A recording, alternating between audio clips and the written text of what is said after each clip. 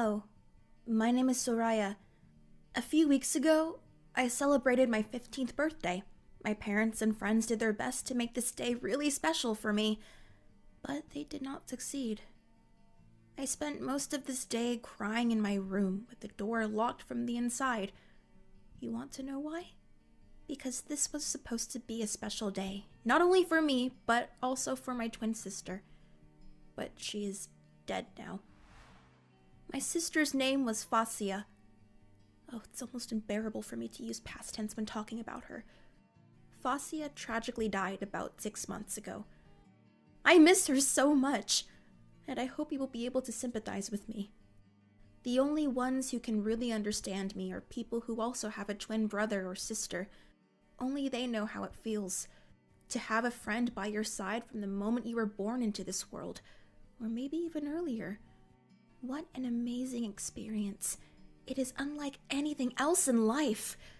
I know that some people don't get along well with their siblings, even with their twin sisters or brothers. But this was not the case with me and Fasia. We were both so happy.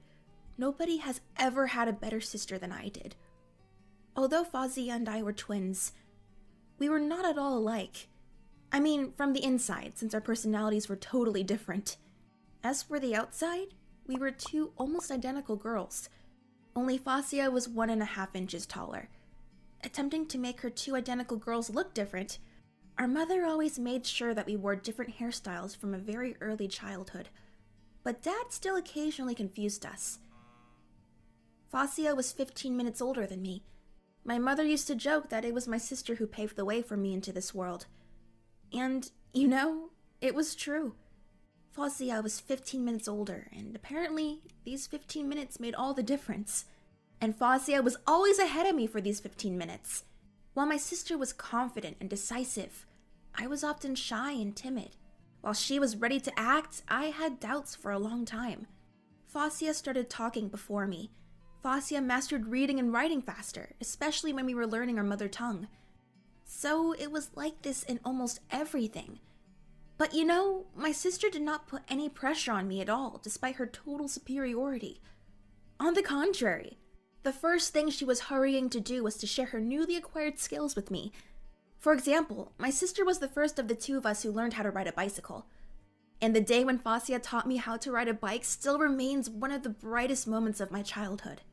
When we were 10 years old, Dad got his girls presents. Each of us got a bicycle. Unfortunately, he did not have time to teach us how to ride them. Our family is not rich, and Mom does not work since she takes care of the house, which takes a lot of time, so Dad has to work very hard to make sure that his family lives a decent life. So we had to learn how to ride our bicycles by ourselves. And again, it was not a problem for Fasia. She quickly learned to ride, but I didn't succeed. I approached my father and asked him to help, but he never had time for it. I was very upset, and after I'd fallen down again, I left my bike in the street and hid in the backyard bushes. I did not want anyone to see me cry. After some time, my sister found me. Fasia hugged me, cheered me up, and offered to help. Of course, Fasia's attempts to put me on a bike were very awkward, because we were both just kids. I often fell, sometimes together with the bike, landing right on Fasia. But after many scratches and bruises for both of us, I finally succeeded. I did it! And it was all thanks to my older sister. I confidently drove a whole circle around our street, and it was a real victory for both my sister and I. I was so happy at that moment. But now, I hate bicycles fiercely, and there's a reason for that. What happened to Fasia happened during an unexpected tornado. Our family lives in a city where natural disasters are not uncommon, but then this was the first storm of the year, which struck very unexpectedly. Neither I nor my family were notified of the impending threat, and we were not ready for it. If my parents knew about the danger in advance, they would never have let their daughters go outside. Mom and Dad could no longer have children. We were the only ones. And they always spoiled and cherished me and Fasia a lot. Sometimes even too much for our age. At least that's what both of us thought. But this time, everything happened unexpectedly. That day, my sister and I did not have to go to school, but Dad had to go to work. I was at home with my mother, and Fazia had not come back home yet. The day before, she had stayed overnight with a friend. When the storm began, Dad probably went to the shelter together with his colleagues. He thought that we were all together and safe, so he did not call home while there was still an opportunity. That's probably why my mother started panicking. After receiving a warning for an approaching storm, my mother called the house where Fazia was and asked her friend's mother to keep Fazia at her home until the weather calmed down. But Mom herself did not call Fazia, fearing that my sister might take the risk of trying to come home. There was a reason for this. Mom was very scared of the tornado that was approaching so fast, so she gathered all the necessary things in a big hurry and dragged me down into the shelter located in the basement of her house.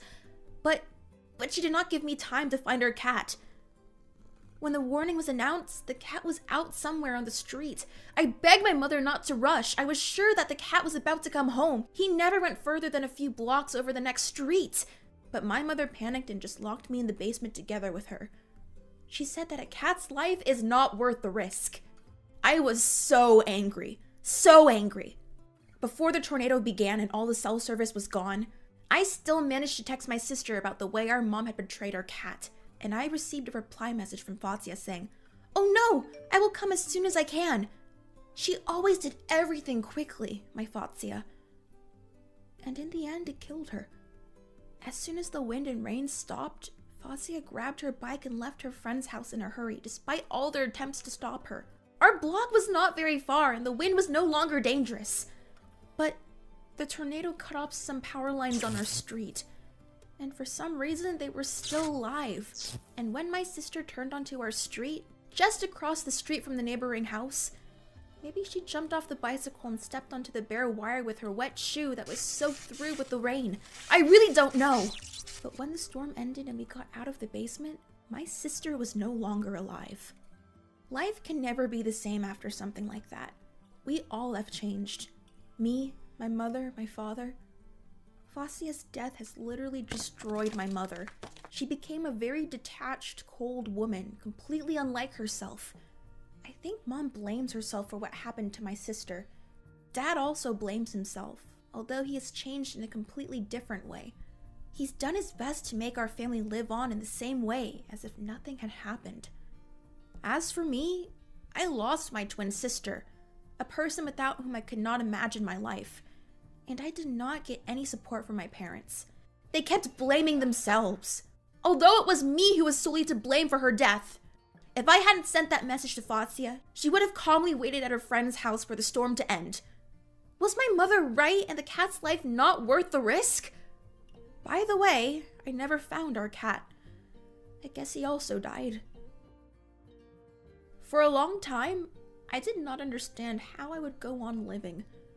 You know, I never believed in widespread stereotypes that twins could feel each other in a special way or read each other's thoughts.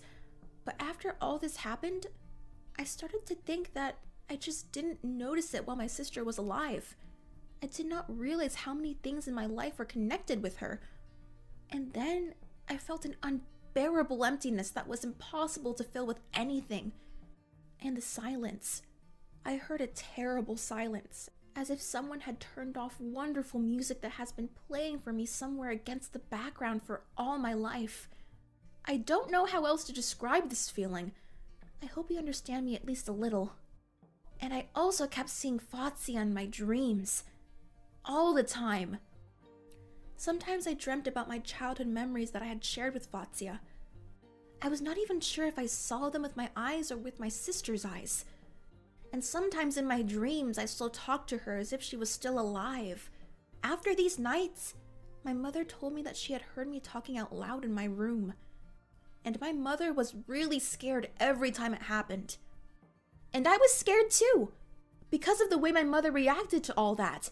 As my dreams started to repeat too often, my mother began to ask me questions about them, as if my sister was still alive. It seemed to me that it was only the stories about these dreams that could somehow wake my mother up and make her live again. It was so scary. It shouldn't have to be that way. I do not believe that it was some kind of mysticism. I rather think that, in this way, my subconscious helps me to overcome the tragedy. I asked my school psychologist if it could be true, and he agreed that it definitely could be. And he advised me to share my story with someone, because I obviously need to say it out loud. Well, I did it.